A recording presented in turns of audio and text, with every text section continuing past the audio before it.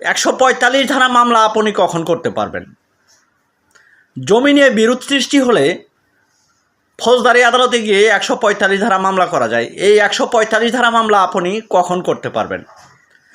আপনি একটি জমি দখলে আছেন, সেই জমিটি অন্য কোনো ব্যক্তি আপনাকে দখলচ্যুত করার চেষ্টা করতেছে, তাহলে আপনি 145 ধারা মামলা করতে পারবেন।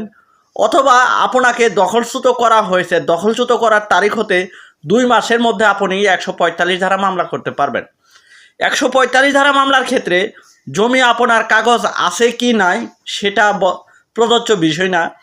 আপনি দখলচ্যুত হওয়ার তারিখ হতে 2 মাসের মধ্যে 145 ধারা মামলা করেছেন কি না এটাই হচ্ছে বিবেচ্য বিষয়।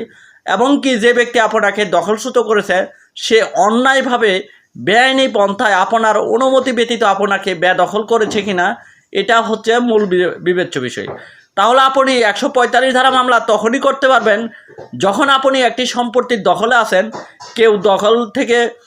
কেউ আপনাকে বেদখল করার জন্য হুমকি প্রদান করতেছে, অথবা যখন আপনি সম্পত্তির দখল থেকে বিচ্যুত হয়েছেন, বেদখল হওয়ার তারিখ হতে 2 মাসের মধ্যে আপনি আদালতে শরণাপন্ন হয়েছেন।